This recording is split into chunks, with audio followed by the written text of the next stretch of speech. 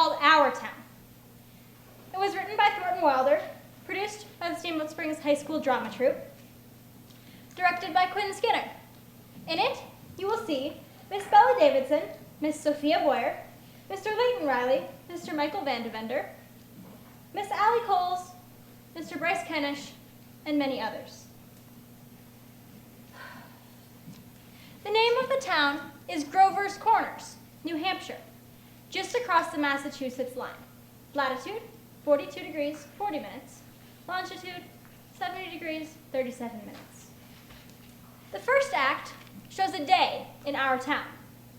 The day is May 7th, 1901. The time is just before dawn. The sky is beginning to show some streaks of light over in the east there, behind our mountain. The morning star always gets wonderful bright the minute Ford has to go, doesn't it? Well, I better show you how our town lies. Right up here is Main Street. Way back there is the railway station. Tracks go that way. Polish towns across the tracks, and some Canuck families. There's the Congregational Church. Across the street's the Presbyterian. Methodist and Unitarian are over there. Baptist is down in the hollow by the river. Right here's the town hall and post office combined. Jail's in the basement. William Jennings Bryan once made a speech from these very steps here. Right here's a row of stores. Hitching posts and horse blocks in front of them. First automobile is going to come along in about 5 years. Belonged to Banker Cartwright, our richest citizen. Lives up in the big white house on the hill. Right here's the grocery store. And here's Mr. Morgan's drugstore. Most everybody in town manages to look into those two stores once a day. Public schools over yonder. High school's still further over. 9:15 mornings, noon times, and 3 o'clock afternoons, the whole town can hear the yelling and screaming from those schoolyards. Here's some scenery for those who think they ought to have scenery. This is our doctor's house, Doc Gibbs's. This is the back door. This is Miss Gibbs's garden. Corn, peas, beans, hollyhock, heliotrope, and a lot of burdock. In those days, our newspaper came out twice a week, the Grover's Corners Sentinel. And this is Editor Webb's house. And this is Miss Webb's garden. Same as Miss Gibbs's, only it's got a lot of sunflowers too. Right here's a big butternut tree. Nice town, you know what I mean? Nobody very remarkable ever come out of it, as far as we know. The earliest tombstones in the cemetery say 1670, 1680. They're Grovers and Cartwrights and Gibbses and Herseys. Same names as are around here now. Well, as I said, it's about dawn. The only lights on in town are in a cottage over by the tracks where a Polish mother's just had twins. And in the Joe Crowell household where Joe Jr. is getting up so as to deliver the paper. And in the depot where Shorty Hawkins is getting ready to flag the 545 for Boston.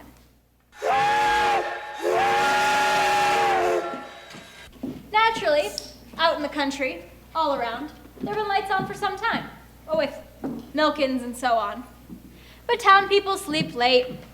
So, another day's begun. There comes Doc Gibbs now, coming down Main Street, coming back from that baby case. And here's his wife, coming downstairs to fix breakfast. Doc Gibbs died in 1930. Mrs. Gibbs died first. Long time ago, in fact. She went out to visit her daughter, Rebecca, who married an insurance man in Canton, Ohio, then died there, pneumonia. But her body was brought back here. It's up there in the cemetery now, with a whole mess of Gibbses and Herseys. She was Julia Hersey before she married Doc Gibbs in the Congregational Church over there. In our town, we like to know the facts about everybody. Here comes Miss Webb, going downstairs to get her breakfast, too. That's Doc Gibbs. Got that call at 1:30 in the morning. Whew. And here comes Joe Crowell Jr., delivering the paper. Morning, Doc. Morning, Joe. So you been sick, Doc? Nah, just some twins went over in Polish town. You want your paper now? Yes, I'll take it. Any happenings in the world since Wednesday? Yes, sir. My school teacher, Miss Foster's getting married to a fella over in Concord. I declare. What do you boys feel about that? Well, of course, it's none of my business, but I think if a person starts out to be a teacher, she ought to stay one. How's your knee, Joe? Fine, Doc. I never think about it at all. Only like you said, it always tells me when it's gonna rain. And what's it telling you? Is it gonna rain? No, sir. Sure? Yes, sir. Do you ever make a mistake? No, sir.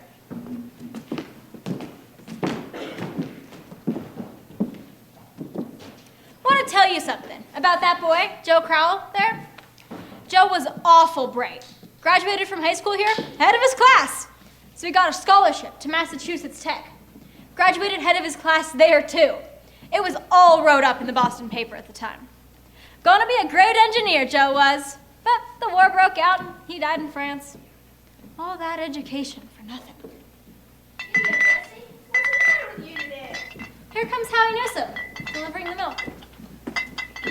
Morning, Doc. Morning, Howie. Somebody sick? Nah, just some twins went over to Miss Goslowski's. Twins, eh? This town's getting bigger every year. Gonna rain, Howie? No, fine day. It will burn through. Hello, Bessie. How old is she, Howie? Going on 17. She's all mixed up about the route ever since the lock cart stopped taking a quart of milk every day. She wants to leave one just the same. Keeps scolding me the whole trip.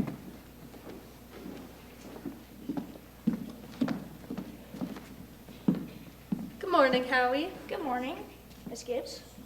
Doc is just coming down the street. Is he? Seems like you're late today. Yep. He has something wrong with the separator. Don't know what it was. Doc? Howie! Come on, Bessie. Children, time to get up! George! Rebecca! Everything all right, Frank? I declare, easy as kittens. Bacon will be ready in a minute. Sit down and drink your coffee. You can catch a couple hours more sleep this morning, can't you? Miss Wentworth's coming at 11. I reckon I know what it's about, too. Her stomach ain't what it ought to be. All told, you won't get more than 3 hours sleep. Frank Gibbs, I don't know what's going to become of you. I do wish I could get you to go away someplace and take a rest. I think it would do you good. Wally, time to get up. Emily, 7 o'clock.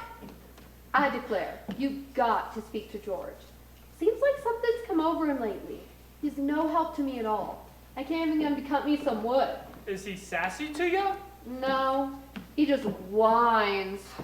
All he thinks about is that baseball. George! Rebecca!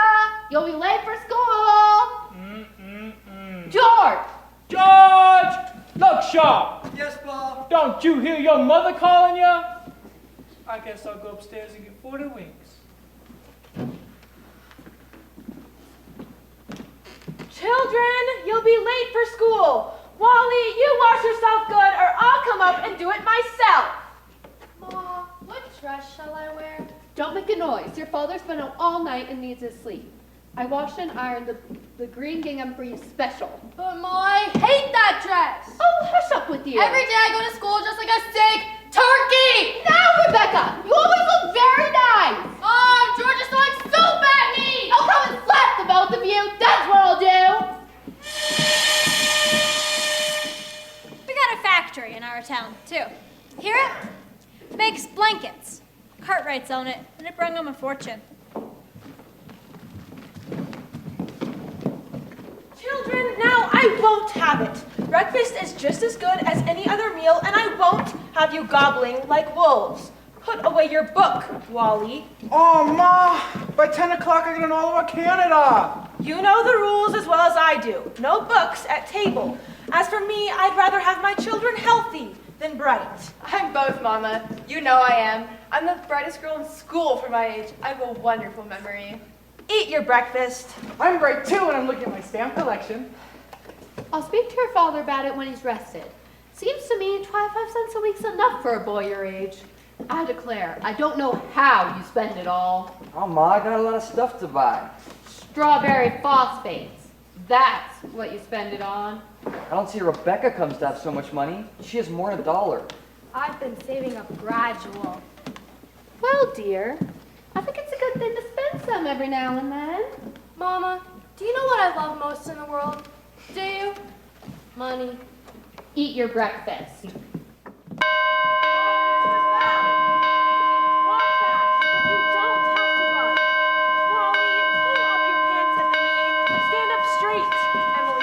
Tell Miss Foster I send her my best congratulations. Can you remember that? Yes, Mom. You look real nice, Rebecca. Now pick up your feet. Bye.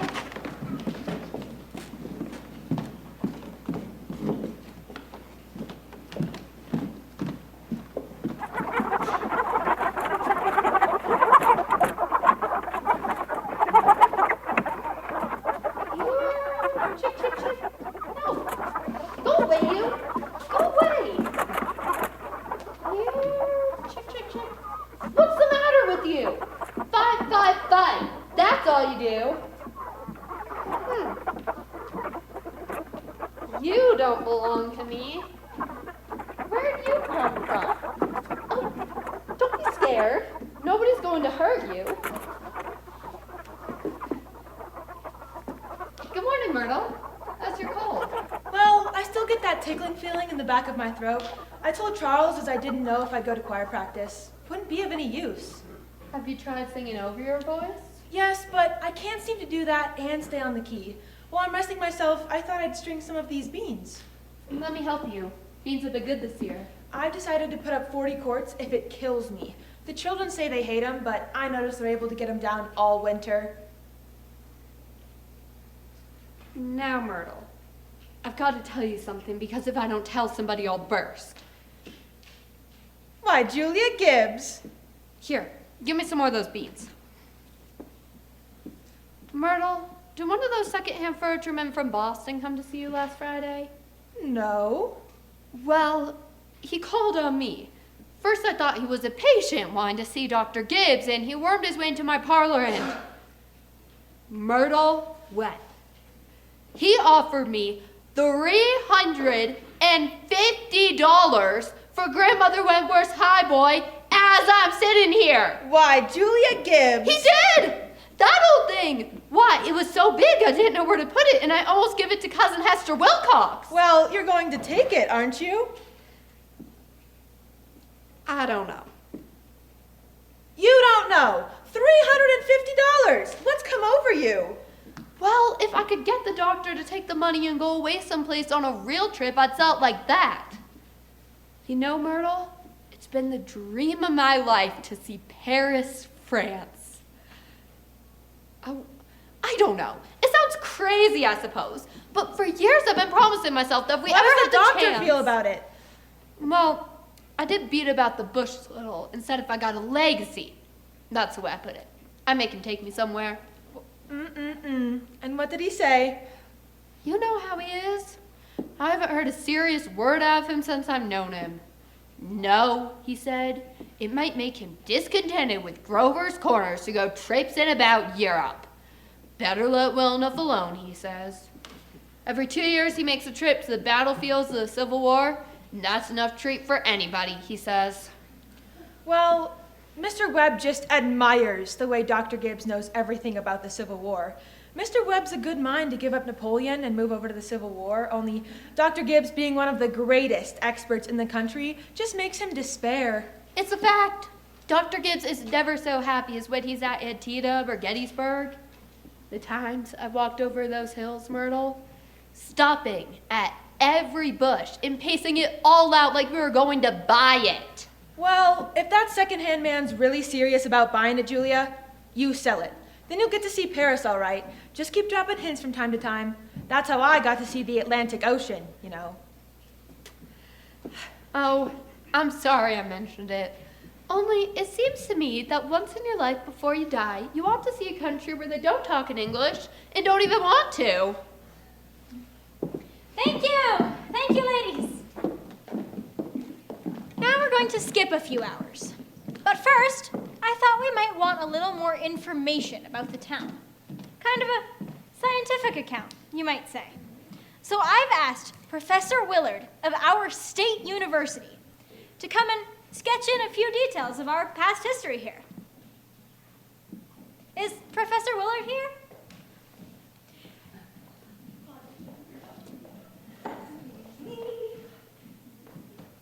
May I introduce Professor Willard of our state university.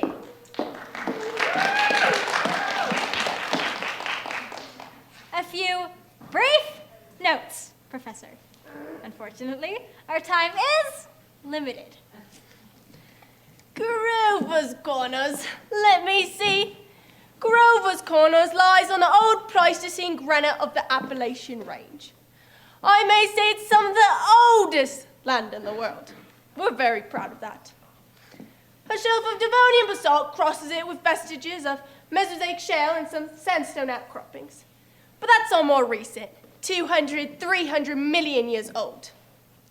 Some highly interesting fossils have been found. I may say unique files 2 miles out of town in Silas Peckham's cow pasture. They can be seen in our university at any time. That is, at any reasonable time. Shall I read some of Professor Gruber's notes on the meteorological situation, mean precipitation, etc.? Afraid we won't have time for that, Professor. We might have a few words on the history of man here. Yes. Anthropological data, Amerindian stock, Comanche tribes. No evidence before the 10th century of this era. No entirely disappeared. Possible traces in 3 families and migration towards the end of the English brachiocephalic blue-eyed stock. Since then, some Slav and Mediterranean and... And the population! Professor Willard! Within the town limits, 2,640. Just a minute. Excuse me, Professor.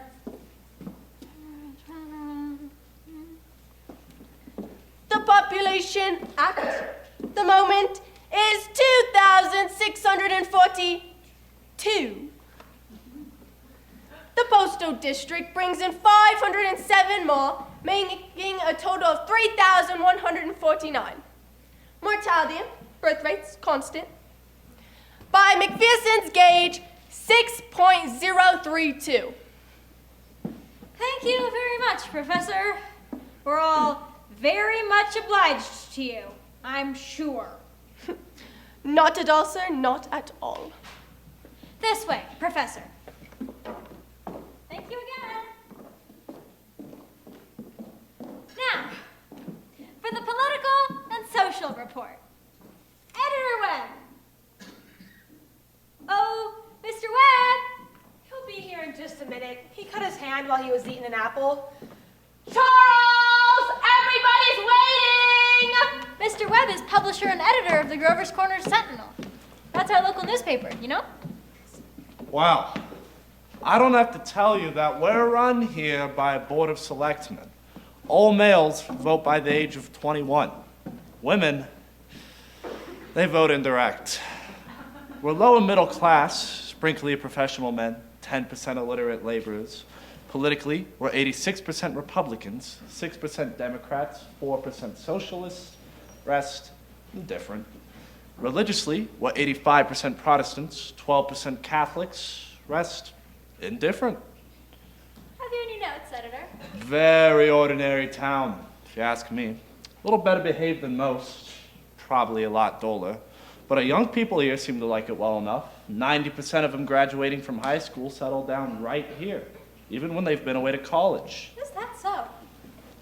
Now, is there anyone in the audience who would like to ask Editor Webb anything about the town? Is there much drinking in Grover's Corners? Well, ma'am, I wouldn't know what you call much. Saturday nights, the farmhands meet down at Ellery Greenhouse's stable in Hollison. We got 1 or 2 town drunks, but They're always having remorses every time an evangelist comes to town. But, no, ma'am, I wouldn't say liquor's a regular thing in the home here, except in the medicine chest.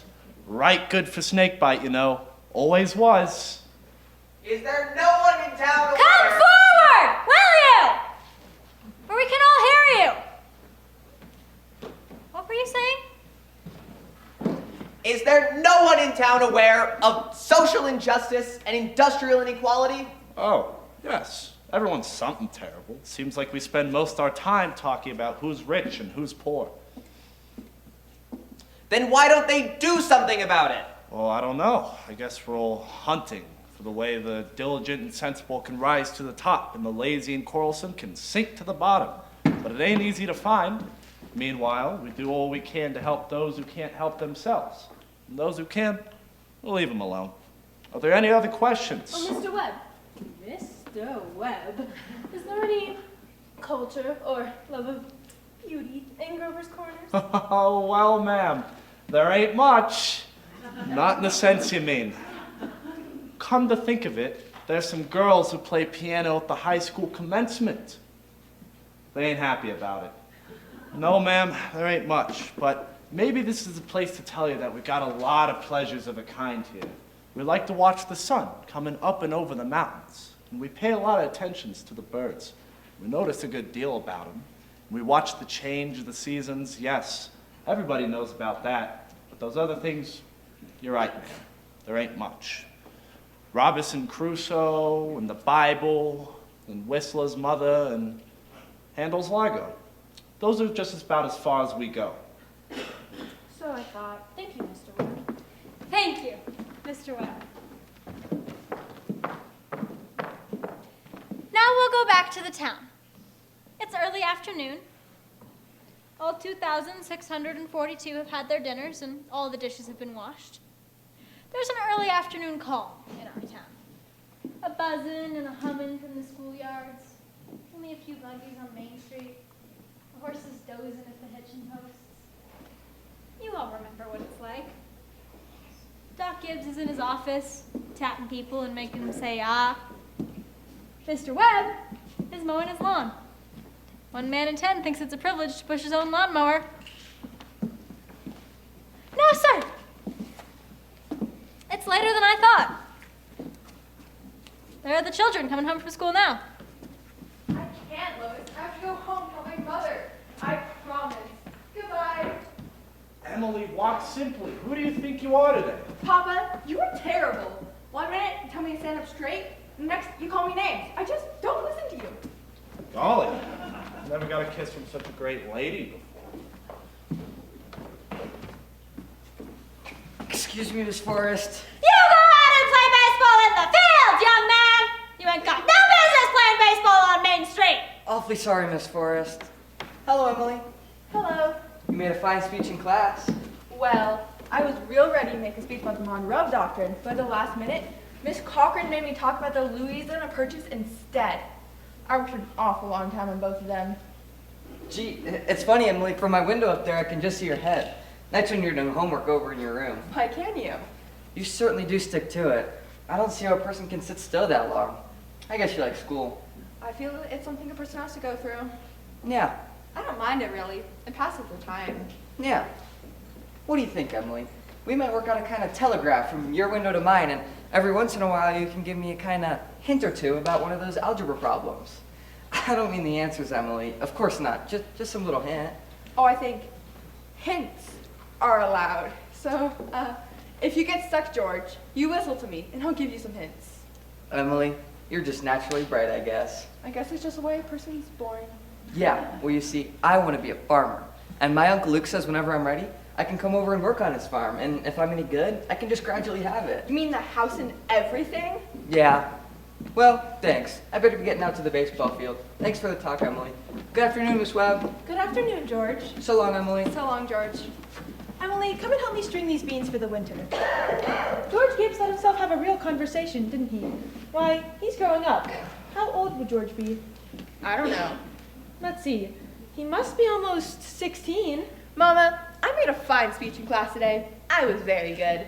You must recite it to your father at supper. What was it about? The Louisiana Purchase. It was like silk off a spool. I don't make speeches all my life.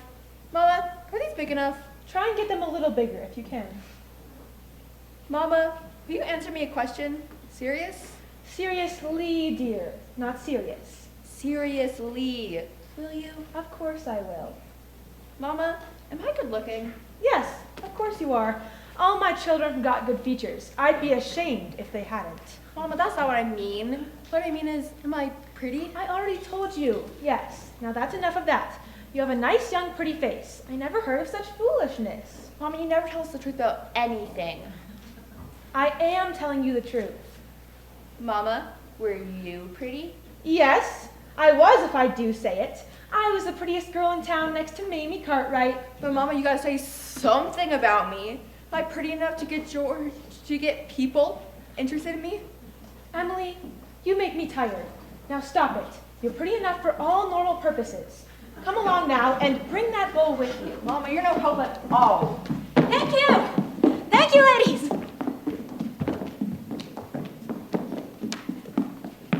We're going to have to interrupt again here. First, I thought I might tell you a little more about the town. You know, the Cartwright interests have just begun building a new bank in Grover's Corners. Had to go to Vermont for the marble, sorry to say. And they've asked a friend of mine what they should put in the cornerstone for people to dig up 1,000 years from now. Of course, they put in a copy of the New York Times and a copy of Mr. Webb's Sentinel. We're kind of interested in this because some scientific fellows have found a way of painting all that reading matter with a kind of glue, a silicate glue, that'll make it keep 1,000, 2,000 years. Of course, we put in a Bible and a Constitution of the United States and a copy of William Shakespeare's plays. What do you say, folks? What do you think? You know, Babylon once had 2 million people in it. And all we know about them are the names of the kings and some copies of wheat contracts and contracts for the sale of slaves. And even in Greece and Rome, all we know about the real life of the people is what we can piece together from the joking poems and comedies they wrote for the stage back then. So I'm going to have a copy of this play put in the cornerstone. And people 1,000 years from now will know a few simple facts about us. More than the Treaty of Versailles or the Lindenberg Flight. See what I mean? So, people 1,000 years from now, this is the way we were in the provinces of New York at the beginning of the 20th century. This is the way we were in our growing up and our marrying and our living and our dying.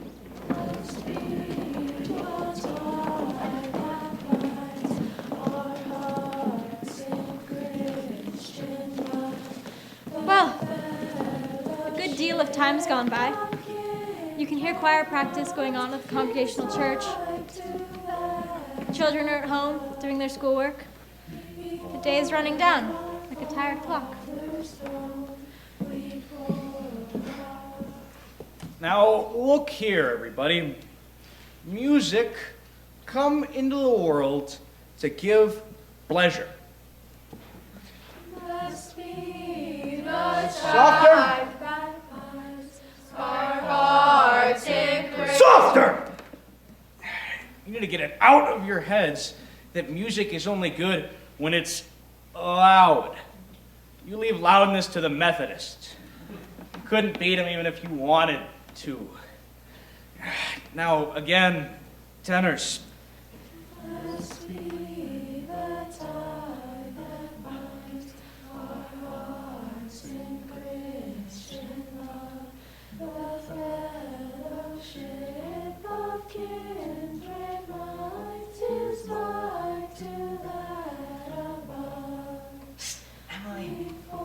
Hello. Hello. My, I can't work at all. The moonlight's so terrible. Emily, did you get the third problem? Which? The third. Why, yes, George. That's the easiest of them all. I don't see it. Emily, could you give me a hint? I'll tell you one thing. The answer's in yards. In yards? How do you mean? In square yards. Oh, in a square yard. Yes, George. Don't you see? Yeah. and square yards of wallpaper. Oh, a wallpaper. Thanks a lot, Emily. You're welcome. My, isn't the moonlight terrible? And choir practice going on. I think if you hold your breath, you could hear the train all the way to Contook. Hear it? Yeah, what do you know? Well, I guess I better go back and try to work. Thanks, Emily, and good night. Good night, George. Before I forget it, how many of you will be able to come in Tuesday afternoon and sing at Fred at Hershey's wedding? Show your hands. Yeah, that'll be good. That'll be right nice. We'll do the same music we did for Jane Trowbridge's last month. Now we'll do Art Thou Weary, Art Thou Languid. It's a question, ladies and gentlemen, make it talk.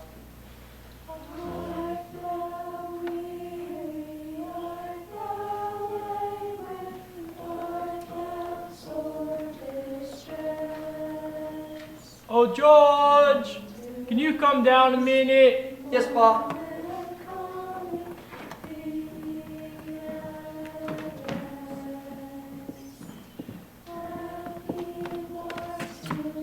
Make yourself comfortable, George. I'll only keep you a minute. George, how old are you? I'm 16, almost 17. And what do you want to do once school's over? Why, you know, Pa, I want to be a farmer on Uncle Luke's farm. And you'll be willing, will you, to get up early and milk and feed the stock? And you'll be able to hoe and hay all day? Why, sure. What do you mean, Pa? Well, while I was in my office this morning, I heard a funny sound. And what do you think it was? Your mother, chopping wood. There you see your mother getting up early, cooking you meals, washing and ironing, and still she has to go out into the backyard and chop wood. I suppose she just got tired of asking you. She just gave up and decided it was easier to do it herself. And you eat her meals and put on the clothes she keeps nice for you, and you run off and play baseball like she's some hard girl we keep around but we don't like anymore. Oh, George, I knew all I had to do was call your attention to it. Here's a handkerchief, son. George, I decided to raise your spending money 25 cents a week. Not, of course, for chopping wood for your mother, because that is a present you give her, but because you're getting older. And I imagine there's a lot more you must find to do with it. Thanks, Pa. Payday's tomorrow. You can count on it. Huh. Rebecca probably feels she ought to have some more too. I wonder what's keeping your mother. Choir practice never was as late as this before. It's only 8:30, Pa. I don't know why she's in that old choir. She ain't got any more voice than old Crook, traipsing around the streets at this hour of the night. Just about time you're tired, don't you think? Yes, Pa.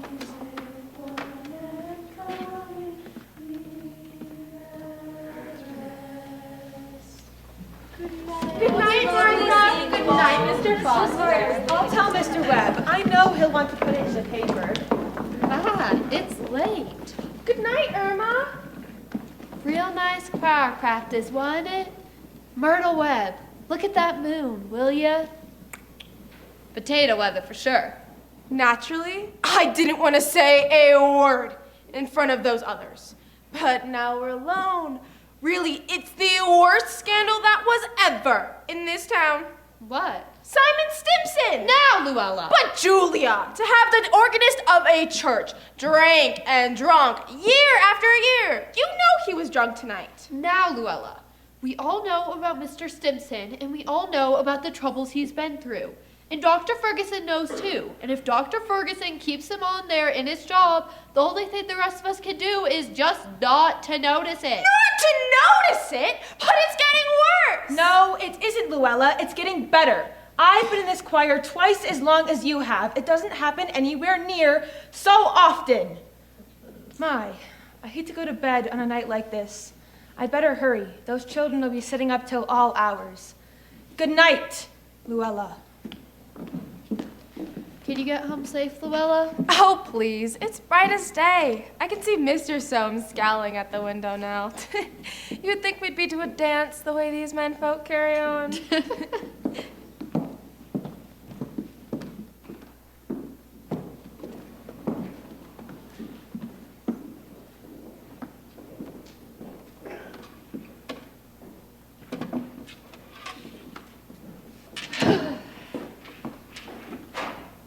Well, we had a real good time. You're late enough. Why, Frank?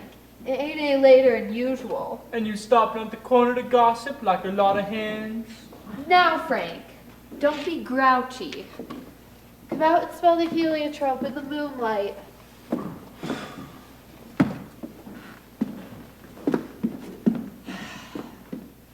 Isn't that wonderful? What'd you do all the time I was away? Well, I read, as usual, what we all gossiping about. Well, believe me, Frank, there is something to gossip about. Ah, Simon Stimson, far gone, was he? Worst I've ever seen him. How'd that end, Frank? Dr. Ferguson can't forgive him forever. I reckon I know more about Simon Stimson's affairs than anybody in this town. Some people just ain't made for small town life. I don't know how it'll end, but there's nothing we can do but just leave it alone. Come, let's get in. No, not yet. Frank, I'm worried about you. What are you worried about? I think it's my duty to make plans for you to get a real rested change. And if I get that legacy, well, I'm going to insist on it. Now, Julia, there's no sense in bringing that up again. Frank, you're just unreasonable. Come on, Julia. Next thing you know, you'll catch your death of cold. I gave George a piece of my mind tonight. I reckon you'll have your wood chopped for a while now anyway. Come, let's start getting upstairs.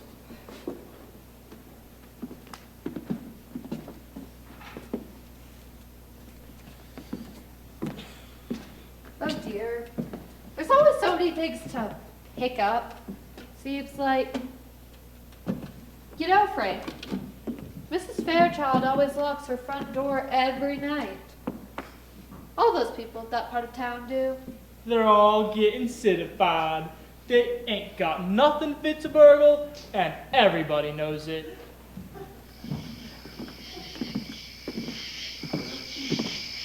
Get out, Rebecca. There's only room for one at this window. Let me look just a minute. It's your own window. I did, but there's no moon there. George, do you know what I think? Do you? I think the moon's getting nearer and nearer, and there'll be a big explosion. Rebecca, you don't know anything. If the moon were getting nearer, the guys that would set up all night with telescopes would see it first, and they'd tell all about it, and it'd be in all the newspapers. George, is the moon shining on South America and Canada and half the whole world right now? Well, probably is.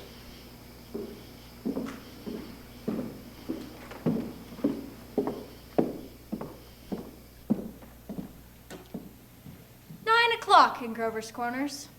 Most of the lights are out in town. No, there's Constable Warren trying a few doors on Main Street. And here comes Editor Webb after putting his newspaper to bed. Good evening. Good evening, Bill. Good evening, Mr. Webb. Quite a moon. Yep. All quiet tonight. Simon Stimson's rolling around a little. Just saw his wife coming out to look for him, so I looked the other way. There he is now. Oh. Good evening, Simon. Town seems to have settled down for the night pretty well. Good evening, yes. Town seems to have settled down for the night pretty well, Simon. I guess we should do the same. Can I walk a ways with you?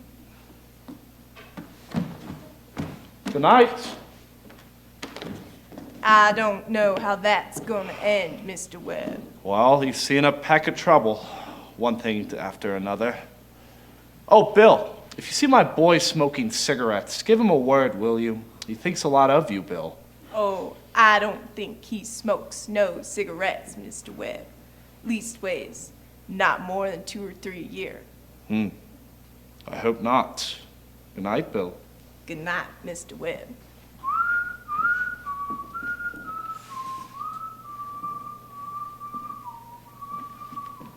Myrtle, is that you? No, it's me, Papa. Why aren't you in bed? I don't know. I just can't sleep yet, Papa. The moonlight's so wonderful. And the smell of Mrs. Gibbs' heliotrope. Can you smell it? Yes. Haven't any troubles on your mind, have you, Emily? Troubles, Papa? No. Well, enjoy yourself. Don't let your mother catch you. Good night, Emily. Good night, Papa. I never told you about that letter Jane Crockett got from her minister when she was sick. He wrote Jane a letter, and on the envelope the address was like this.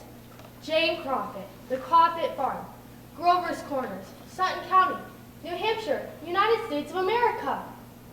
What's funny about that? But shush, it's not finished. United States of America, continent of North America, Western Hemisphere, the Earth, the solar system, the universe, the mind of God. That's what it said on the envelope. What do you know? And the postman delivered it just the same. What do you know?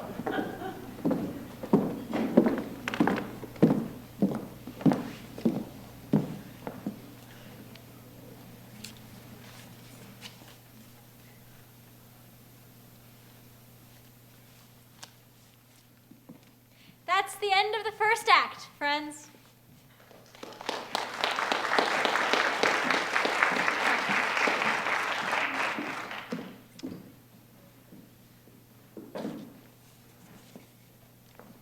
Years have gone by. Yes, the sun has come up over 1,000 times. Summers and winters have cracked the mountains a little bit more, and some rains have brought down some more of the dirt. Some babies that weren't even born before have already begun talking in regular sentences. And a number of people who thought they were right young and spry have realized they can't bound up a flight of stairs as they used to, without their hearts fluttering a little. All that can happen in 1,000 days. Nature's been pushing and contriving in other ways too. A number of young people fell in love and got married. Sure, the mountain got bit away a few fractions of an inch.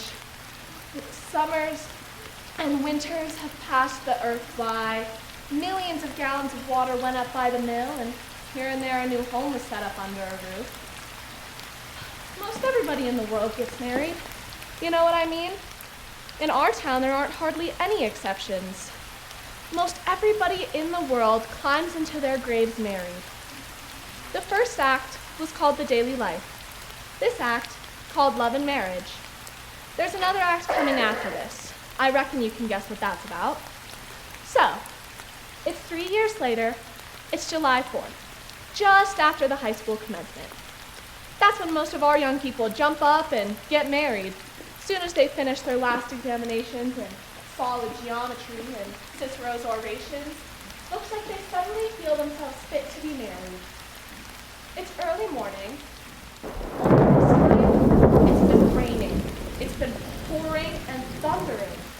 Mrs. Gibbs' garden and Mrs. Webb's here, drenched. All those bean poles and pea vines, drenched. All yesterday along Main Street, it looked like curtains being blown along.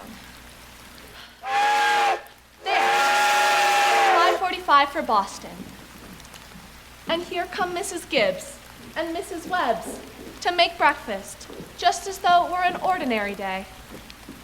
I don't have to point out to the women in my audience that these ladies they see here before them, these ladies both cook 3 meals a day and no summer vacation. They brought up 2 children apiece, washed and cleaned the house. One of them was at it for 20 years, and the other for 40, and never had a nervous breakdown. It's like what one of those Middle West poets said. You've got to love life to have life, but you have to have life to love life. It's what they call a vicious circle. There's Howie Newsome, delivering the milk. And there's Cy Crowell, delivering the papers, just like his brother before him. Morning, Howie. Morning, Si. Anything in the papers I have to know? Nothing much. Except we're whizzing about the best baseball player Grover's Corners ever had. George Gibbs. Reckon he is. He could hit and one bases too. Yep, mighty fine ball player. Whoa, Bessie. I just don't see how he could do something like that just to keep married. It's you, Howie. Can't tell, Si. Never had no talent that way. You're up early, Bill. River's been rising all night, seeing if there's anything I can do to prevent a flood. Si Crowley here is all worked up about George Gibbs retiring from baseball. Yes, sir. That's just the way it goes. We had a player back in '84, Si. Even George Gibbs couldn't touch him. Went down to Maine to become a parson by the name of Hank Todd. Wonderful ball player. Howie, how's the weather look to you? Oh, it ain't bad. I think it'll clear up.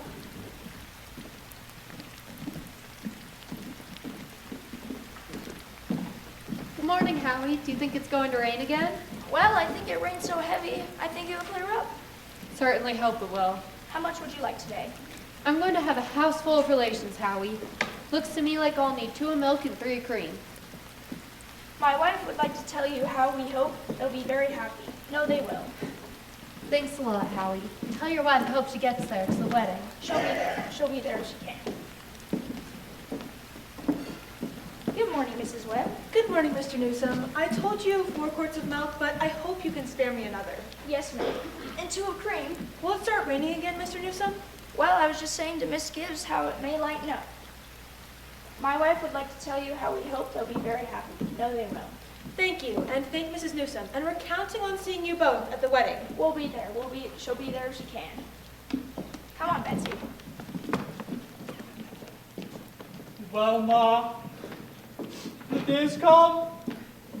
You're losing one of your chicks. Frank Gibbs, don't you say another word. I feel like crying every minute. Sit down and drink your coffee. The groom's up shaving himself, only there ain't an awful lot to shave. Whistling and singing like he's glad to leave us. Every now and then he says I do to the mirror, but it don't sound convincing to me. I declare, Frank, I don't know how we get along. I've arranged his clothes and seen to it he's put warm things on. Frank, they're too young. Emily won't think of such things. Look at his death of cold within a week. I was remembering my wedding morning, Julia. No, don't start that, Frank Gibbs. I was the scaredest young fella in the state of New Hampshire. But when I saw you come down that aisle, I thought you were the prettiest girl I'd ever seen. Only thing was, I'd never seen you before. There I was in the Congregational Church marrying a total stranger. And how do you think I felt? Frank, weddings are perfectly awful things. Farces!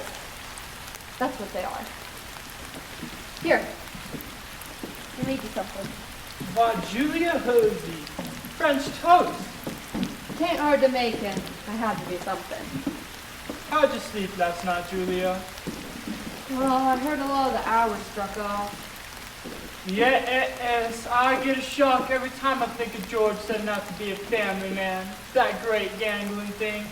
I tell you, Julia, there ain't nothing in this world so terrifying as a son. The relation of father and son is the darndest, awkwardest. Well, mother and daughter's no picnic, let me tell you. They'll have plenty of troubles, I suppose. But that's none of our business. Everybody has a right to their own troubles. Yes, people are meant to go through life 2 by 2. Ain't natural to be lonesome. Julia, do you know one of the things I was most scared of when I married you? Go along with you. I was afraid we would have material for conversation more than last us a week. I was afraid we'd run out and meet our meals in silence. That's a fact. But here we are after 20 years without any noticeable barren spells. Well, good weather, bad weather. Tain't their choice, but I always find something to say. Did you hear Becca stirring around upstairs? No, only day of the year she ain't been managing everybody's business from up there. She's in the room. I got the impression she's crying. For Lord's sakes, this has got to stop.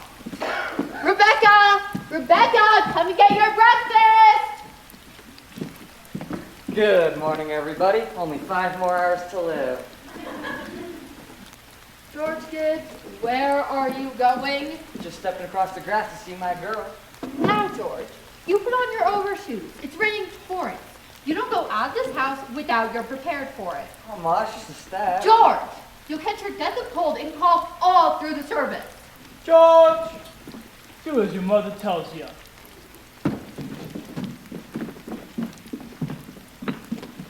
From tomorrow on, you can kill yourself in all weathers. But while you're in my house, you'll live wisely. Thank you. Maybe Mrs. Webb needs to call hers at 7 in the morning. Here, take a cup of coffee first. I'll be back in a sec. Good morning, Mother Webb. Goodness, you frightened me. Now, George, you can come in a minute out of the wet, but you know I can't ask you in. Well, why not? George, you know as well as I do, the groom can't see his bride on his wedding day. Not until he sees her in church. Oh, that's just superstition. Good morning, Mr. Webb. Oh. Morning, George. Mr. Webb, you don't believe in that superstition, do you? A lot of common sense in some superstitions, George. Millions have followed it, George, and you don't want to be the first to fly in the face of custom. Where's Emily? She hasn't waked up yet. I haven't heard a sound out of her. Emily's asleep? No wonder. We were up till all hours sewing and packing. Now, I'll tell you what I'll do. You sit down here a minute with Mr. Webb and have a cup of coffee, and I'll go upstairs and see to it Emily doesn't come down and surprise you. There's some bacon, too, but don't be long about it.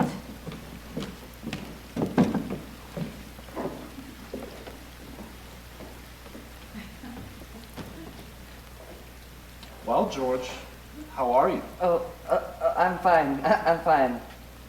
Mr. Webb, what sense could there be in a superstition like that? Well, you see, on a wedding morning, a girl's head have to be full of clothes and one thing and another.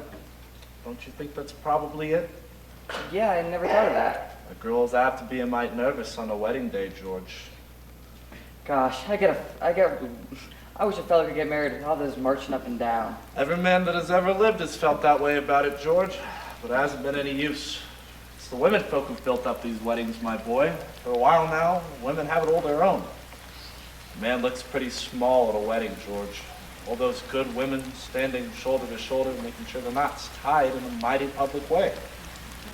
But you believe in it, don't you, Mr. Webb? Oh, yes. Oh, yes. Don't you misunderstand me, my boy. Marriage is a wonderful thing. Wonderful. Don't you forget that, George. No, sir. Mr. Webb, how old were you when you got married? Well, you see, I'd been off to college and taken a little bit more time to get settled. But Mrs. Webb, she wasn't much older than what Emily is. Oh, George, age really doesn't have much to do with it, not compared with the other things. What were you going to say, Mr. Webb? Oh, no, was I going to say something? George, I was thinking about some advice my father gave me when I got married. Charles, he said, Charles, start off early by showing who's boss. The best thing to do is to give an order, even if it doesn't make sense. Just so she'll learn to obey. And if anything about her irritates you, her conversation, or anything, just get up and leave the house. That'll make it clear to her. Oh, yes, he said, never let her know how much money you have. Never. Well, Mr. Webb, I don't think And so I took the opposite of my father's advice. And I've been happy ever since, George. Let that be a lesson to you. Never to ask advice on personal matters. Are you gonna raise chickens on your farm, George? What? Are you gonna raise chickens on your farm? Well, Uncle Luke's never been much interested, A book came into my office the other day, George, on the philo system of raising chickens. I want you to read it. I'm thinking of beginning in a small way in the backyard. I'm going to put an incubator in the cellar. Charles, are you talking about that old incubator again? I thought you two would be talking about things worthwhile. Well, Myrtle, if you want to give the boy some good advice, I'll go upstairs and leave you alone with him. Charles, Emily's got to come downstairs and eat her breakfast. She sends you her love, but she doesn't want to lay eyes on you. Goodbye. Goodbye. Myrtle, I guess you haven't heard about that older superstition. What do you mean, Charles? Since the cavemen, no bridegroom should see his father-in-law on the day of the wedding, or near it. Now remember that. Thank you very much, Mr. and Mrs. Webb. Now, I have to interrupt again here. You see, we want to know how this all began. This wedding, this plan to spend a lifetime together. I'm awfully interested in how big things like that begin. You know how it is. You're 21 or 22. You make some decisions and whoosh.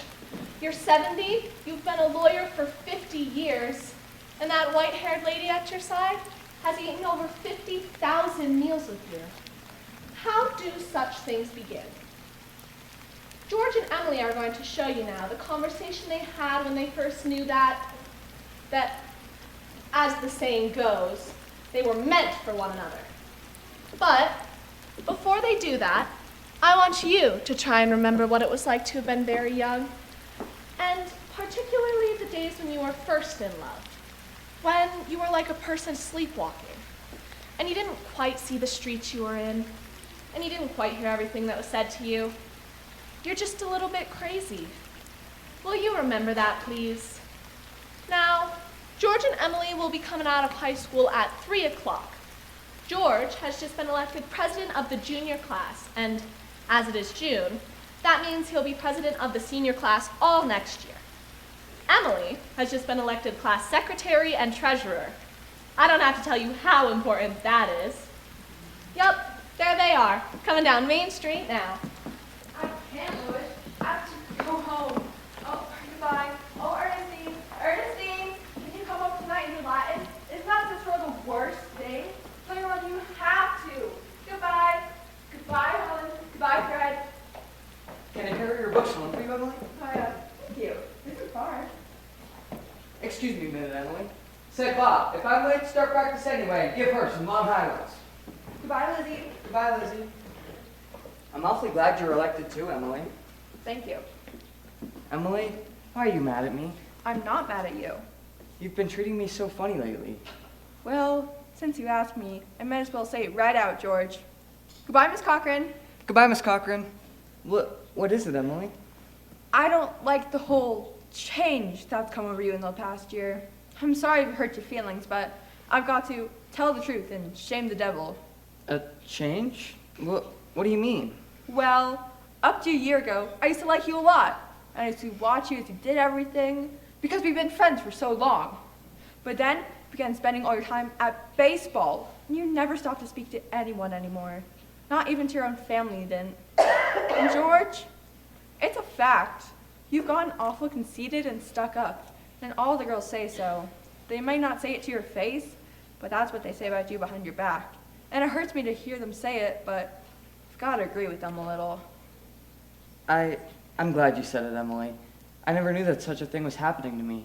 I guess it's hard for a fellow not to have faults creep into his character. I always expect a man to be perfect, and I think he should be. Oh, I don't think it's possible to be perfect, Emily. Well, my father is. As far as I can see, your father is. There's no reason on earth why you shouldn't be as well. Well, I feel like it's the other way around. It's that men aren't naturally good, but girls are. Well, you might as well know right now that I'm not perfect. It's not as easy for a girl to be perfect as a man, because we girls are more nervous. Now, I'm sorry I said all of that about you. I don't know what means to say it. Emily? Now I can see it's not the truth at all. I suddenly feel it isn't important anyway. Emily, would you like an ice cream soda or something before you go home? Yeah, thank you. I would. Hello, Stu. Good afternoon, Miss Slocum. Hello, George. Hello, Emily.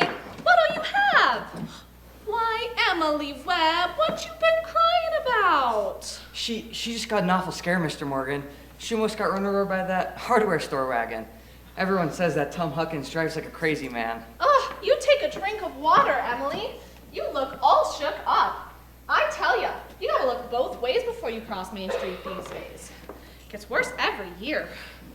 What'll you have? I have a strawberry phosphate. Thank you, Mr. Morgan. No, Emily. Have an ice cream soda with me. 2 strawberry ice cream sodas, Mr. Morgan. 2 strawberry ice cream sodas. Yes, sir. Yes, sir. There are 120 25 horses in Grover's Corner this minute I'm talking to you. State inspector was in here yesterday. Said they're bringing in these automobiles. Best thing to do is just stay home. Why, I remember when a dog could go to sleep all day in the middle of Main Street and nothing come along to disturb him. There they are. Enjoy them. Yes, Mrs. Ellis, what can I do for you? They're so expensive. No, don't you think of that, Emily. We're celebrating our election. And do you know what else I'm celebrating? No. I'm celebrating because I have a friend who tells me all the things that ought to be told to me. George, please don't think of that. I don't know what made me say it. It's No, not Emily, true. you stick to it. I'm glad you spoke to me like you did. But you'll see, I'm gonna change so quick, you bet I'm gonna change. And Emily, I wanna ask you a favor. What? Emily, if I go away to state agriculture school next year, would you send me a letter every once in a while?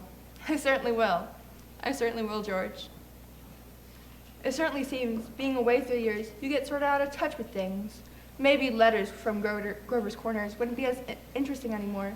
Grover's Corners isn't a very important place, not when you think of New Hampshire, but I think it's a very nice town. The day wouldn't come when I wouldn't want to know everything that's happening here. I know that's true, Emily. Well, I'll try to make my letters interesting. You know, Emily, whenever I meet a farmer, I ask him if he thinks it's important to go to agriculture school to be a good farmer. Why, George? Yeah, and some of them say it's even a waste of time. You can get all of that stuff out of the pamphlets the government sends out. And Uncle Luke's getting old. He's about ready for me to start taking over his farm tomorrow if I could. My. And like you said, being gone all that time in other places and meeting other people, gosh, if anything like that were to happen, I don't want to go away. I guess new people aren't any better than the old ones. I bet they almost never are. I don't need to go and meet the other people in other towns. But George, maybe it's very important for you to go and learn all those things about cattle judging and soils and whatnot. Of course, I don't know. Emily, I'm gonna make up my mind right now. I won't go. I'll tell Pa about it tonight. George, I don't see why you have to make up your mind right now. It's a whole year away.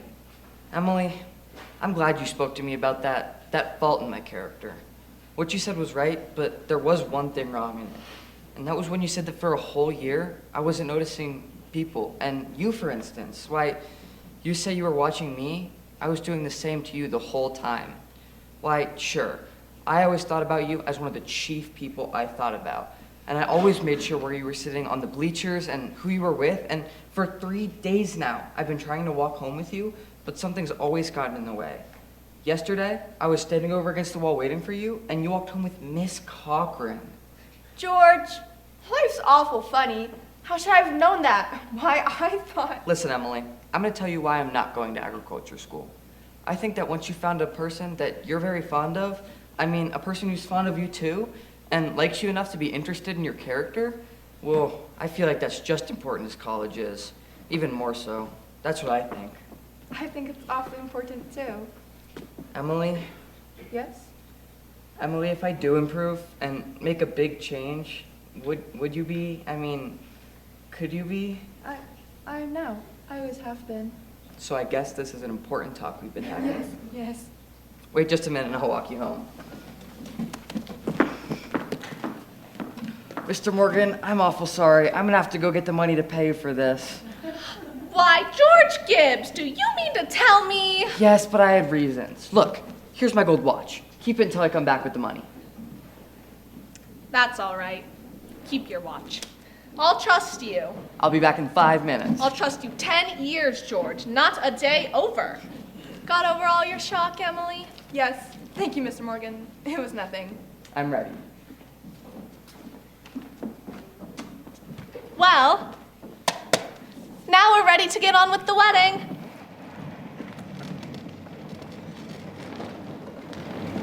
There are a lot of things to be said about a wedding. There are a lot of thoughts that go on during a wedding. We can't fit them all into one wedding, naturally, and especially not a wedding here in Grover's Corners, where they're awfully plain and short. In this wedding, I play the minister. That gives me the right to say at least a few more things about it. For a while now, the play gets pretty serious. You see, some churches say marriage is a sacrament. I'm not quite sure what that means, but I can guess. Like Mrs. Gibbs said just a few minutes ago, people were made to live 2 by 2. this is a good wedding. But even at a good wedding, people are so caught up that there's a lot of confusion way deep down in people's minds, and we thought that that ought to be in our play too. The real hero of this scene isn't even on the stage at all, and you know who that is. It's like what one of those European fellas said. Every child born into the world is nature's attempt to make a perfect human being.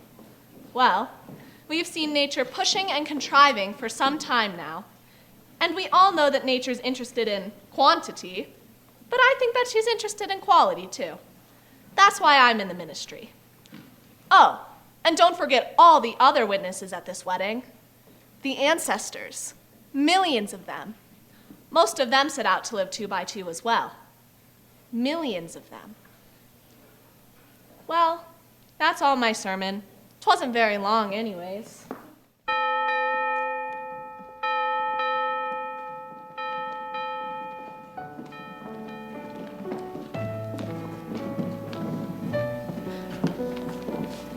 I don't know why on earth I should be crying.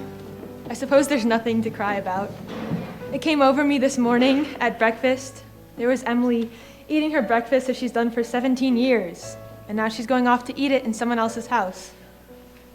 I suppose that's it. And Emily, she suddenly said, "I can't eat another mouthful," and she put her head down on the table and she cried.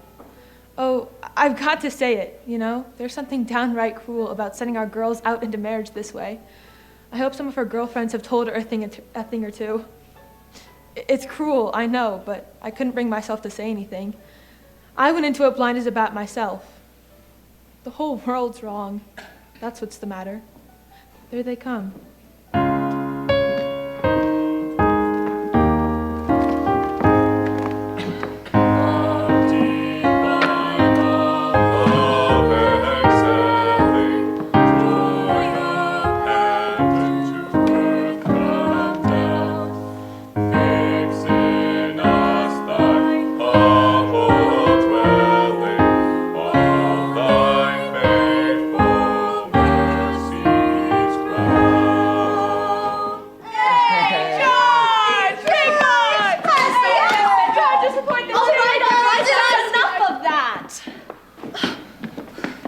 There used to be an awful lot of that kind of thing at weddings in the olden days. Rome and then on. We're more civilized now, so they say. George, what's the matter? Oh, Ma, I don't want to grow old. Why is everyone pushing me so? Hi, George. You wanted it. No, Ma, listen to me. No, George. You're a man now. Oh, Ma, for the last time I ask you, all I want to do is be a fella. George, if anyone should hear you, now stop, why, I'm ashamed of you. What? Where's Emily? George, you gave me such a turn. Oh, Ma, cheer up. I'm getting married. Let me catch my breath a minute. You save Thursday nights, Ma. Emily and I are coming over every Thursday night. You'll see. Come on, what are you crying for, Ma? We gotta get ready for this.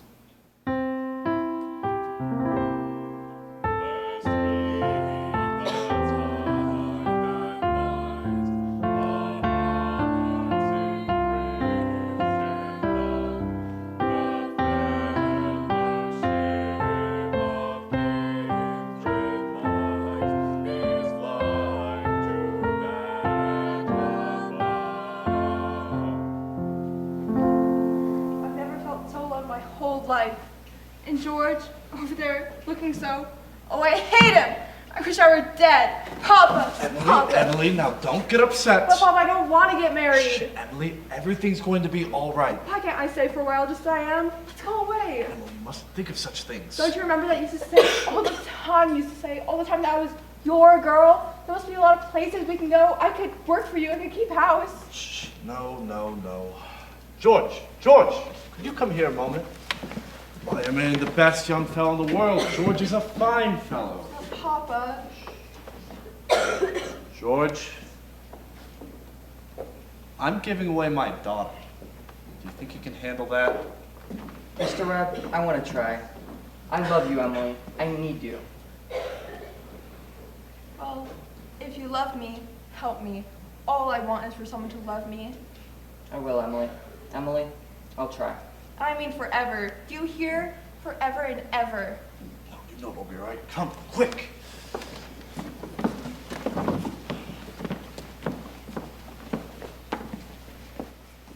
Do you, George, take Emily Webb to be your wedded wife, to have... Perfectly lovely wedding! Oh, loveliest wedding I ever saw. Oh, I do love a good wedding, don't you? Oh, doesn't she make a lovely bride? I do. Do you, Emily, take George Gibbs to be your wedded husband, to have... I don't know why I've seen such a lovely wedding, but I always cry. Oh, I don't know why, but I always cry. Oh, I just like to see people happy, don't you? Oh, I think it's lovely. The ring?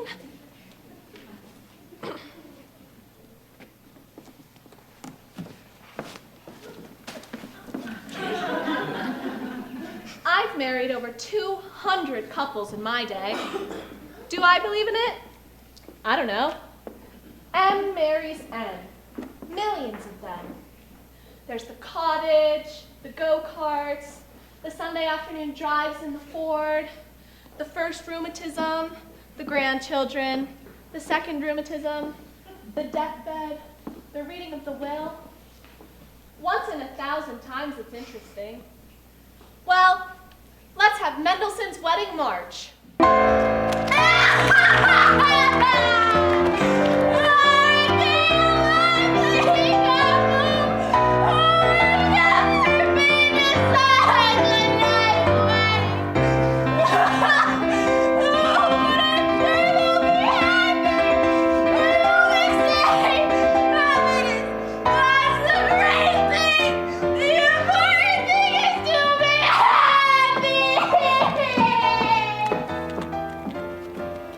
That's all for the second act, folks.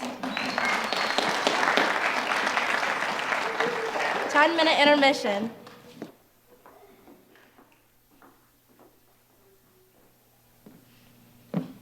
This time, 9 years have gone by, friends. Summer, 1913. Gradual changes in Grover's Corners. Horses are getting rarer. Farmers coming into town in Fords. Everybody locks their house doors now at night. Ain't been any burglars in town yet, but everybody's heard about them. You'd be surprised, though. On the whole, things don't change much around here.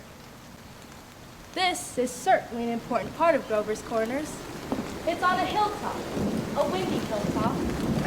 Lots of sky, lots of clouds, often lots of sun and moon and stars. You come up here on a fine afternoon and you can see range on range of hills. Awful blue they are. And up there by Lake Sunapee and Lake Winnipesaukee and way up, if you've got a glass, you can see the White Mountains and Mount Washington, or North Conway and Conway. And we can't forget our favorite mountain, Mount Monadnocks, right here. And all these towns that surround it. Jaffrey and East Jaffrey and Petersboro and Dublin and there, quite a ways down, is Grover's Corners. Yes, beautiful spot up here. Mountain laurel and lilacs.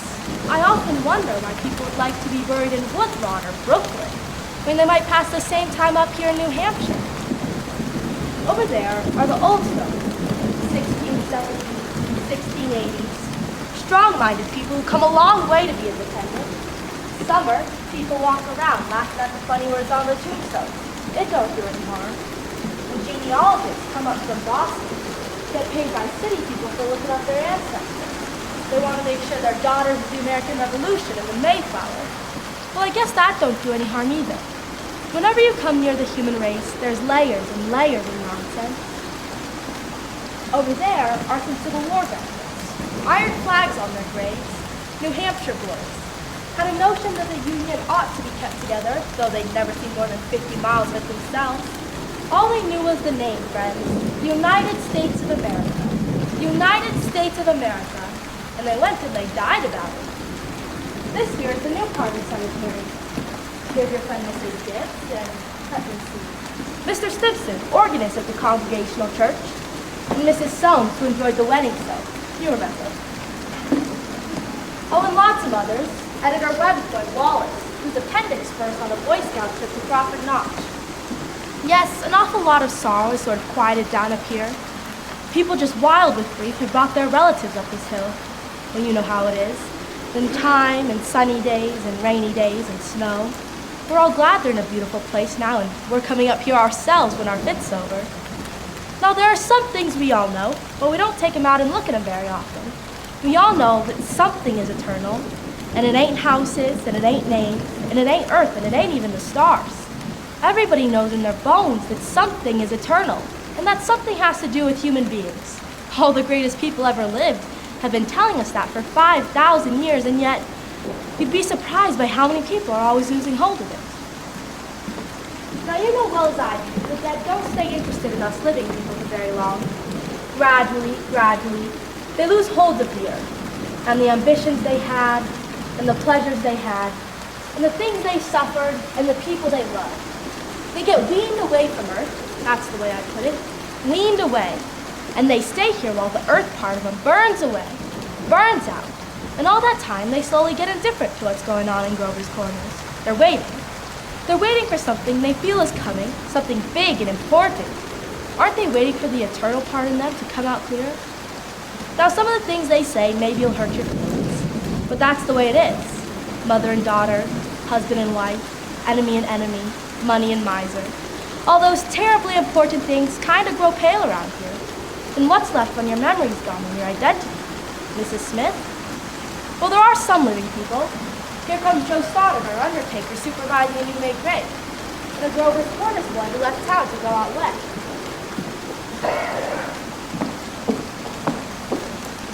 Good afternoon, Joe Stoddard. Good afternoon. Good afternoon. Let me see now. Do I know you? I'm Sam Craig. Gracious sakes alive! Of all people! I should have known you'd be back for the funeral. You've been away a long time, Sam. I'm in business out in Buffalo now, Joe. But I was in the East when I got this in my cousin's bed. So I thought I'd combine things and come see the old home. You look well. Yes, yes. Can't complain. Very sad. Our journey first. Yes. Yes, yes. I always say I hate to supervise when a young person is taken. They'll be here in a few minutes now. I had to come here early today. My son's supervising at the home.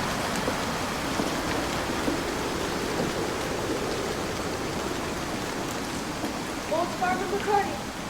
I used to do chores for him after school. He had the lumbago. Yes. We brought Farmer McCarty here a number of years ago now. Why, this is my Aunt Julia. I didn't think that she... Of course. Yes, Doc Gibbs lost his wife 2-3 years ago. About this time. Today's another pretty bad blow for him, too. That's my sister Carrie's boy, Sam. Sam's friend. I'm always uncomfortable when they're around. Simon. They choose their own verses much, Joe? No, not usual.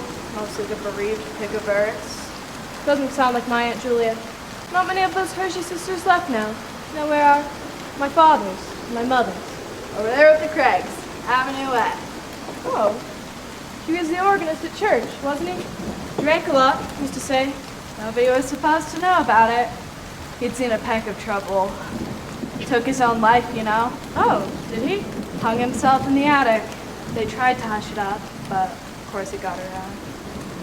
He chose his own epitaph. You can see it there. It ain't a verse, exactly. Why? It's just some notes of music. What does it say? Oh, I wouldn't know. It was wrote up in the Boston papers at the time. Joe, what did she die of? Who? My cousin. Oh, didn't you know? Had some trouble bringing a baby into the world. Was her second, though. There's a little boy, about 4 years old. The grave's gonna be over there? Yes. There ain't much more room over here among the Gibbses, so they're opening up a whole new Gibbs section over by Avenue B.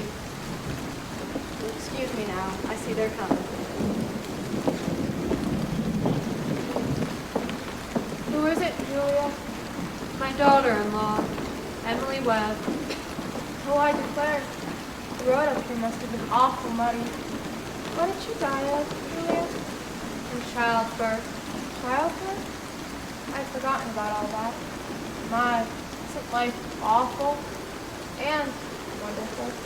Wonderful, was it? Simon, now remember.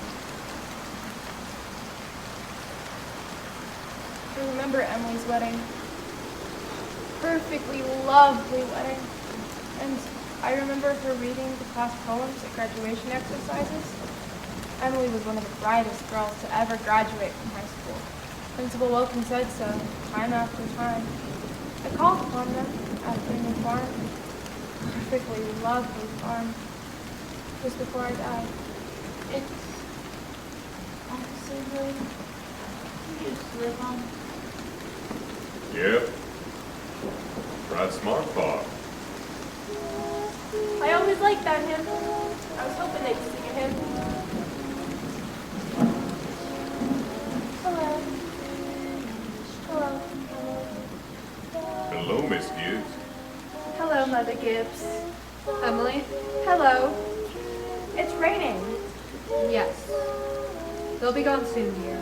Just rest yourself. It seems thousands and thousands of years since Papa remembered that was my favorite hymn. Oh, I wish I'd been here a long time. I don't like being new here. How do you do, Mr. Simpson? How do you do, Emily? Mother Gibbs, George and I have made that farm since it's the best place you ever saw. We thought of you all the time. We wanted to show you the new barn and the great long cement drinking fountain for the stock. We bought that out of the money you left us. I did? Don't you remember, Mother Gibbs? The legacy you left us. Why? It was over $350. Yes. Yes, Emily. Well, there's a patent device on the drinking fountain so that it never overflows. And it never sinks below a certain mark they have there. It's fine. It won't be the same to George without me, but it's a lovely farm. Live folk don't understand, do they? No, dear. Not very much. They're sort of shut up in little boxes. Oh, seems as though I knew them less than 1,000 years ago. My little boy is spending the day at Mr. Carter's. Oh, Mr. Carter, my little boy is spending the day at your house. Oh, is that right? Yes, he loves it there. Mother Gibbs, we have a Ford too. Never gives any trouble. I don't drive though. Mother Gibbs, when does this feeling go away? Being one of them. Dear, just wait and be patient. I know. Look, they're finished. They're going.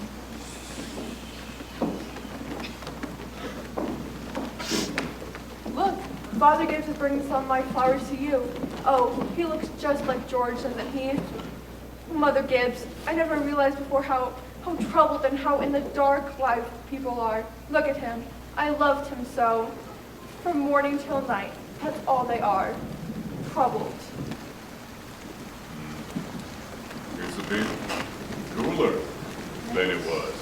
Rain's starting to come down. The winds are always doing something, aren't they?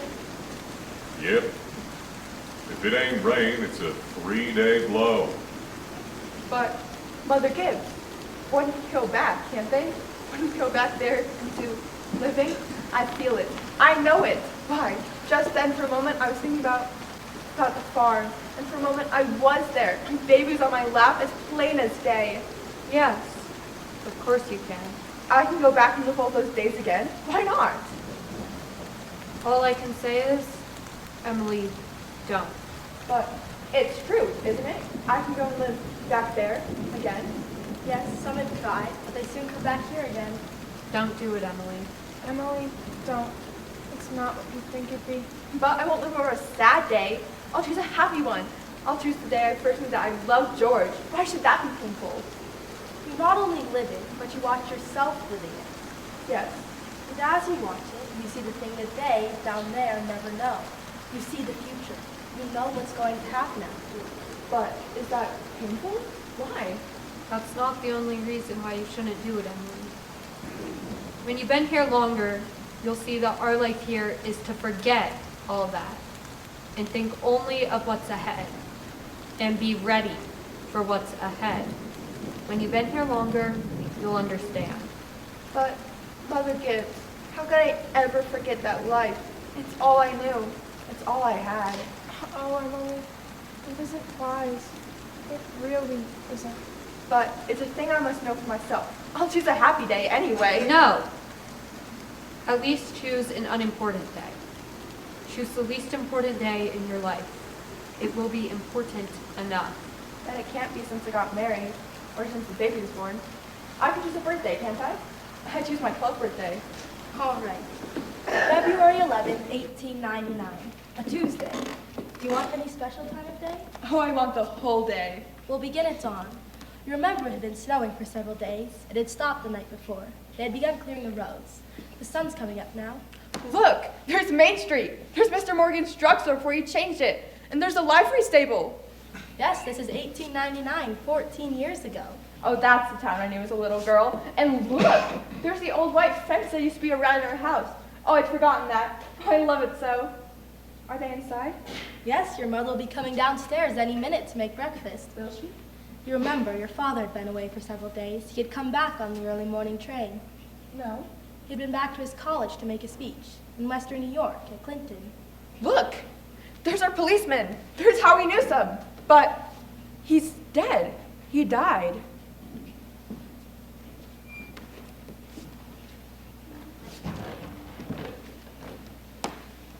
Morning, Bill. Morning, Howie. You're up early? Been rescuing a party. Darn near froze to death. Over by Collegetown Bar. Got drunk and lay out in the snowdrifts. Thought he was in bed when I shook him. Look, there's Joe Crowell.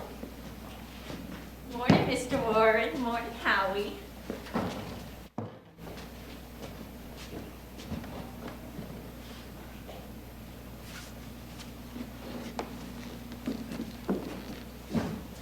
Children, Wally, Emily, time to get up. Mama, I'm here. Oh, young Mama looks. I didn't know Mama was ever that young. You can come and dress by the kitchen fire if you like, but hurry. Good morning, Mr. Newsome. Whew, it's cold. It was 10 below by my barn this morning. Think of it. Keep yourself wrapped up. Mama, I can't find my blue hair ribbon anywhere. Just open your eyes, dear. That's all. I laid it out for you special on the dresser. There. If it were a snake, it would bite you. Yes, yes.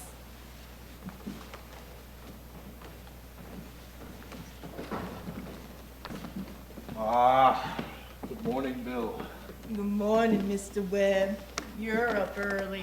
Well, just been back to my old college at New York State. Been any trouble? Well, I was called up this morning to rescue a Polish fellow. Darn near froze to death he was. We must get it in the paper. It's what much? Papa. Good morning, Mother. How did it go, Charles? I don't know. I told him a few things. Everything all right here? Yes, can't think of anything that's happened special. Been right cold. Howie Newsome says it's 10 below over to his barn. It's been colder than that at Hamilton College. Students' ears are falling off. It ain't Christian. Paper have any mistakes? None that I noticed. Coffee's ready when you want it.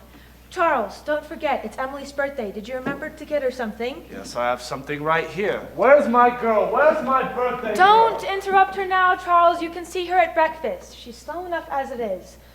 Children, you'll be late for school. Now, I don't want to have to call you again. I can't bear it. They're so young and beautiful. Why'd they ever have to get old? Oh, Mama, I'm here. I'm grown up. I love you all. Everything. I can't look at everything hard enough. Good morning, Mama. Well, now, dear, a very happy birthday to my girl and many happy returns. There are some surprises waiting for you on the kitchen table. Oh, Mama, you shouldn't have. But I can't. But birthday or no birthday, I want you to eat your breakfast good and slow. I want you to grow up and be a good, strong girl. That and the blue paper is from your Aunt Carrie. And I reckon you can guess who brought the postcard album. Found it on the doorstep when I brought in the milk. George Gibbs. Must have come over in the cold pretty early. Right nice of them. Oh, George. I'd forgotten that. But be sure to chew your bacon good and slow. It'll help keep you warm on a cold day. Mama, just look at me 1 minute as though you really saw me. Mama, 14 years have gone by. I'm dead. You're a grandmother, Mama. I married George Gibbs, Mama. Polly's dead, too. His appendix burst on a camping trip to North Conway. I felt just terrible about it. But just for a moment now, we're all together. Just for a moment, we're happy. Let's look at one another. That in the yellow paper is something I found in the attic among your grandmother's things. You're old enough to wear it now, and I thought you'd like it. Oh, Mama, you shouldn't have. It's just what I wanted. It's lovely. It's beautiful. Well, I hoped you'd like it. I hunted all over. Your Aunt Nora couldn't find one in Concord, so I had to send all the way to Boston. Your brother Wally has something for you, too. He made it at manual training class, and he's very proud of it, so be sure you make a big fuss about it. Your father has a surprise for you, too. I'm not sure what it is myself. Shh, here he comes. Where's my girl? Where's my birthday girl? I can't go on. It goes so fast. We don't have time to look at one another. For all that was going on and I never realized, take me back. Up the hill to my grave. But first, wait. One more look. Goodbye. Goodbye, world.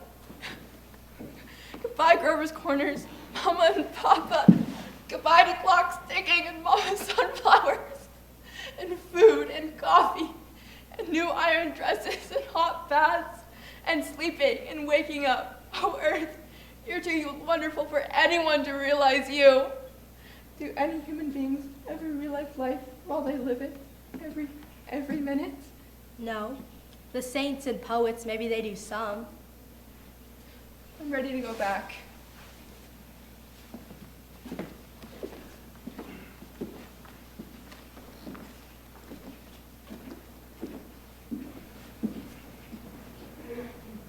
Were you happy? No, I should have listened to you. That's all human beings are, just blind people. Look, it's clearing up. The stars are coming out. Oh, Mr. Simpson, I should have listened to them. Yes, now you know. Now you know. That's what it was to be alive.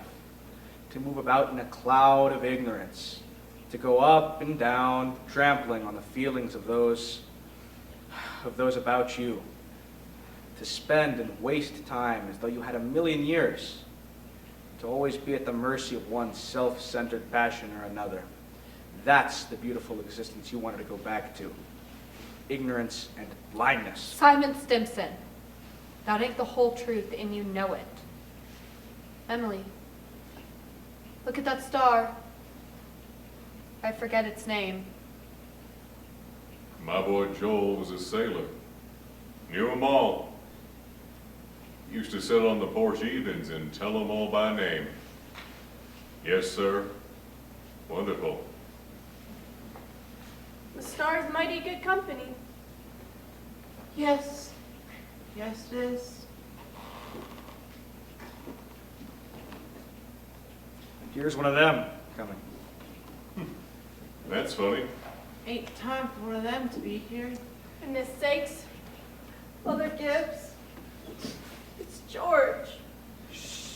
Dear, just rest yourself. It's George.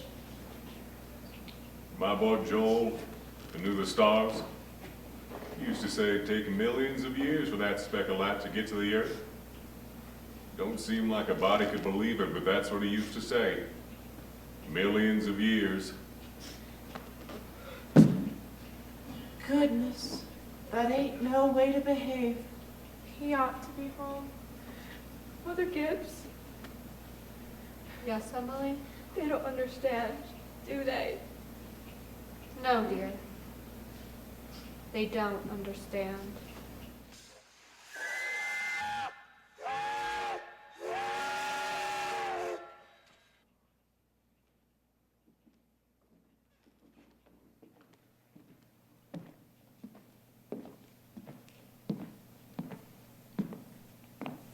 Most everybody's asleep in Grover's Corners.